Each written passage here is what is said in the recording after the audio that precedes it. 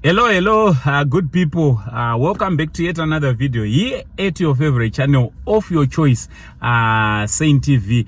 Yes, so this video is our first video in 2025, and it's my great honor and privilege to be hosting one of our own, one of the best in the streets of social media. This guy I'm with today, agadzira zita rake anditi through his content, through his money, especially his money, because I understand very well that people, they like to follow people vanenge vanezva vakaita zvinobatika nditi. And today I'm with Jinimbi Light. We are going to have a conversation with him, but first and foremost, if you are new to this YouTube channel, if you are watching us on YouTube, please subscribe, turn on your notification bell so that every time we upload a video you'll be notified. Also, don't forget to follow us on our Facebook page, Saint TV. Yes, Jinimbi Light. Anko. Yes, wagwan. Muriseko anko wenyika. Ndribo zuri kudidi. Ini ndribo anko. Anditi. Aiwa, ni makorokoto egoreja. Makorokoto egoreja zvokwadi. So today is the second day of 2025. How is 2025 treating you so far? So far so good. It's promising. It's promising. Pane tumadhiri 1 2 tiri kutoperawo. Aiwa. Serious? Zvokuti mhuri yeZimbabwe Lamborghini 2025 iri kuuya. Aiwa, ndofunga muri ngozvinzwira. Yes, so first and foremost, yes sir, a lot of people, they know you as Jinimbi Light, but obviously, yeah, you were the name which was inspired by Boss G. Yes. May his soul continue resting in peace. Yes. So, who exactly is Jinimbi Light? What is your real name? Yes. Okay, guys. Inini ndinonzi Brian Goshomi. All yes, right. that's my real name, Brian Goshomi, and also known as Jinimbi Light. All right. Jinimbi's second wave. All right. I'm not trying to be like Jinimbi. I'm living my life as someone who was inspired by him. All right. So you mean one can actually build their brand through some inspiration from someone else? Definitely. If you right now, if you go pa soccer academy, yes, and we see now vafana nokaitamba bhora, they will tell you kuti I want to play like Messi. All right. I want to play like Neymar. So kutoti tori na Ronaldo muZimbabwe muno pane muna tonzi mpana Neymar, mpana Messi, mpana Ronaldo, something like that. Saka zvinongoreva kuti even that is soccer, but even kuma streets you can just like I'm inspired by this person, and of course you can build your brand. I did that.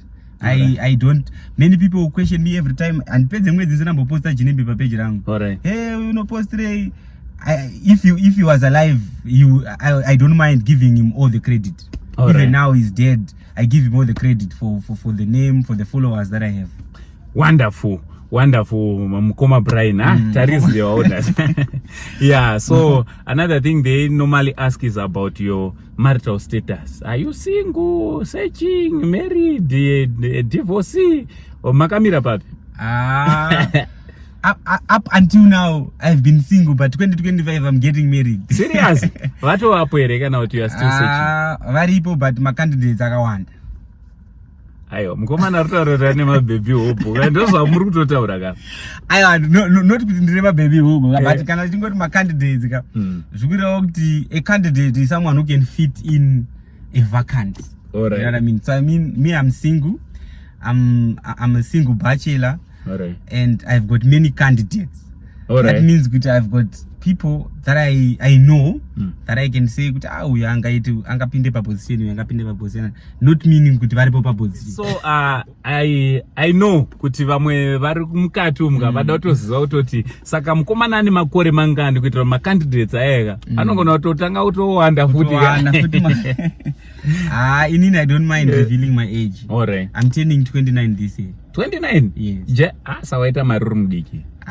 Ndosaka ndichinzi jaya mupfumi. All right. Jaya rine upfumi. Alright, so chimbotiudzaiwo kamukoma Jinimbi Light. Yes sir.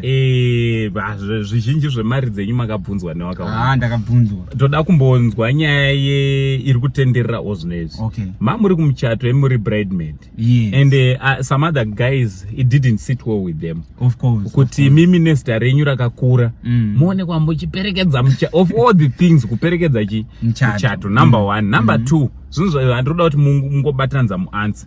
Ndechekuti pane listi rakatenderera remari. Imi muchinzi makabvisa kana singakanise machinzi makabvisa 250. Ana mama view anenge wakanzi 320 here. Mr. Lepe wakanzi $2. Umwe wakanzi 140. Madam Boss wakanzi? Madam Boss with husband wakanzi 500. Yes. Listi riya ndiro here kana kuti social media? Aiwa list rera risire chokwadi rera. Musadaro. I'm telling you the list arina kana chokwadi mari iri list but I can tell you kuti munhu wese of course akanyorwa pa list rera. Akabvisa mari ende vakabvisa mari yakawanda kudarika yakanyorwa pa list. Serious? I'm telling you. Sa mari dzese dzemaitokatirwa kati. Ndakatobvisira rimwe zero. Munakatonyora akatondibvisira akatokuitira utsike. Akatonditira utsike. Kuti mbova mamunyiri zvakanetsa kuti Jinimbi Light kubvisa 250. Ipapo list the list wasn't correct and for the first part we asked kuti Zonim the Nyati story is an inspiring story. Alright. You know what I mean? I think many people will be like, waitotamba ma steps what wanga usingagone kutamba. Of course, rich people don't know how to dance. It's not a secret. Alright. It's something that is well known. Alright. But the reason why I agreed to be part of the Nyati bridal team is inini story yana Nyati in story yakandi inspire. You know what I mean? Story yekuti I knew Nyati kubva page rake richine 20,000 followers. Alright. I knew Nyati achipinda ma 100,000 achipinda ma 120 and of course we used to communicate because there are some people futi wakabva wazoti makazotanga ngobudikira noti pamuchato vana Nyati vaifana kuita shamwari dzavo. For your own information, I think it's not every friendship that we publish. Alright. You know what I mean? It's not every person that we talk to, but I want you to know that as all content creators tenge itotaura page renyu zvakafanira super napapa tatwane time tinotaura but most of the times watori ukama more than content. Yes, saka hatingati pese patinenge tataura tobva tatotira ndikutina na Uncle Saint totoposta.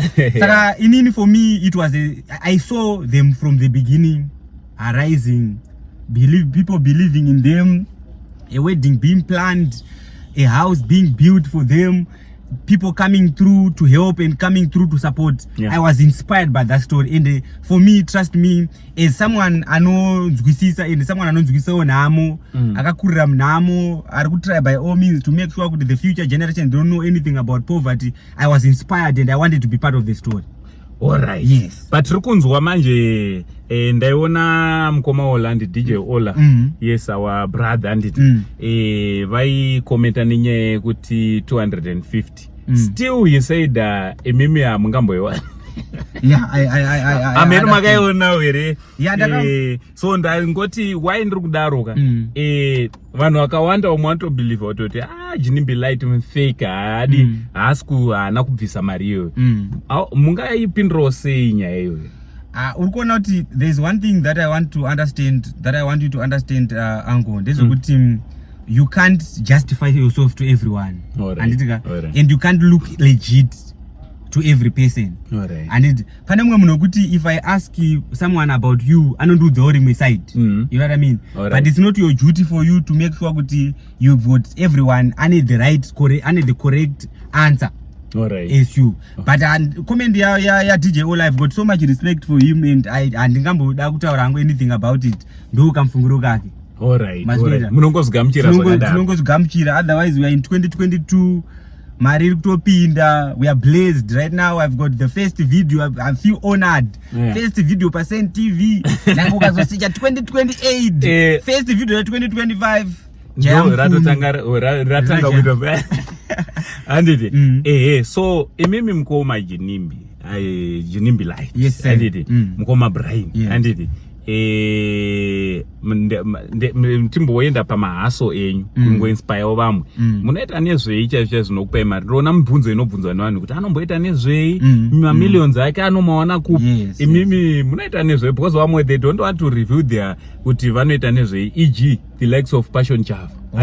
Haufu wakamunoona ari mufactory make. Inini, I don't mind revealing my hustles because the people who are looking at the video might be my next customers. Alright. I do 3 things in Ango Saint. Ndotengesa mafoni pa Zimex. Alright. Ndotengesa mota. Alright. I'm also into motor space. Alright. Ndotengesa ma motor space. Ndo import my motor space from Dubai, selling them into Harare. That's what I do. Mazinzo aka mujaya mfuma ari kutaiwa I make my millions through buying and selling. So ndofunga ndakamboona dzimwe motika dzakawanda dzine dzakanjinimbi light vanhu obva vatoti apinza motikari ane mota nyuwani azoonekwa neGD6 aiwa angori kana tatova pabasa when tatova pari serious haso it's no longer social media funnies. We are making real money. Takutoita zvitori paground. Ukatoya kuwarehouse ndichitorongedza maspace unotondoona nditori pabasa. Izvi hateta tova serious pabasa ipapo. Saka kana uchingotsvaga maspace uchida mota uchida mafoni, Jinimbi Light ndiye mufesi wako kufonera kuti Jinimbi ndakaona video raAngo Saint uri papi. Alright. So kune vanoda kufollowai vanokubatai papi and vangada kuzoita business nemiwo zvakarandede munobatika sei? Okay, inini ndinobatika. For your own information, Ango Saint, 2025, I've got more than 500,000 followers across social media. Congratulations. Half a million. Over half a million. Congratulations. Yes, I thank you so much. Yes. I'm Jinimbi Light on Instagram. I'm Jinimbi Light on TikTok. I'm Jinimbi Light on Facebook. Alright. Then, without butter, my number is public knowledge. 0776 573 869. 0776 573 869. I always say, guys, good, if it's not about man, don't call me. If the outcome is not income, don't call me. Alright. Samangozvinzwa number ndedze strictly business. Aiwa, thank you so much nekutipa mukana on your busy schedule yekuti tinge tinotaura timbo clarify tunyaya tushoma. Aiwa, zvakaita sezvizvi. Matogona, but I've got a question Ango Saint. Imimi aiwa ndiri kufanira ndibvunza maquestions. Mane yenyu questions. Ndangofunga kuti brother talk. Alright. Aiwa ndizvozvo. Ini ndingorione like the trending wedding, like we had a good time, trust me. I enjoyed myself. Aiwa zvaifaya. Chakanakizwa. And the other thing, of course, they might not have an award, but kana panga pane kanzi best dressed guest, angari nini Jinimbi Light ndakachena. But Ango mimi you're not around, what's going on? Amuna kubatika kwanga kune ma content creators ese kana kunda ichitima vana Zigo. Sure, pane ndakatobatika. Even if you ask Zigo, ndakatobva naye Zigo tikatenge tichienda. Alright. Bosi ndakanga ndanzi ndichapiwa invitation. Alright. Ndikatotaura na va manager. Alright. Manager wananyati. Alright. Tikatotaura I think on Saturday. Vakati no rega ndisvike kuoffice ndikuisirei invitation iyaye. Alright. But hameno zvakaitika. Ndofunga tatova netime tichitaura nezvazvo. Zuva rachona ndikatomuka ndikageza ndichizwa kuti ndiri kunechi mune muchato ndikatopfekawo sutu yekumuchato. But ndichinoti kiringi ndipagedhi ndaifunga kuti pamwe zita rangu since vanga vati vachandipa invitation. Alright. Ndaifunga kuti riripo paguest list. Kunoti kiringi ndipagedhi mamonya yaye kugadha yemuchipinda ina akandigadha achindibudisa. Akandigadha achindibudisa emuchigadha muchipinda. Aiwa, very unfortunate, but inini so inini ameno ndakatombofungawo kuti maybe pane kutsika konzi kwaunenge wakaita especially management. Why? Because the nyatis last time pawakatomboya paipa neLupoveko and takatokommunicate taitofanira kutoita interview but hatina kutozoita nekuda kwekuti maschedules aone edu anga akadi ari tight. But tritori noukama nditi saka manager management amenotiwo ameno maybe tinoita katsika konzi saka kana ndakakutsika konzi management maoka regere waita basa watobvunza guest ainazoita successful zvinowanika ndati ndakatosvika pagedhi po paya ndikabakhwa imuchichi ashuwa kupinda indichifosha kubvawo panze. It's very unfortunate, but I thank you so much for your time. But I thank you so much for asking. Also, let me take this opportunity to say congratulations to the Nyatis, and it. Okay. Congratulations. I couldn't even post because ndakatochika kuti unogona rowa ne copyright strike. Kuti say uri kuposta ma pictures because of what happened. But until Nigeria, I've got nothing against the Nyatis, and I believe that they've got nothing against me. Congratulations to the Nyatis. Mwarakui and Semberi in your holy matrimony, in your holy union. Thank you. I mean, next 2025 pamchato wangu. I know Zwaganaka. Thank you so much. Have a blessed day. From Uncle Saint Jinimbi Light here in the house, we say much love and God bless. Thank you.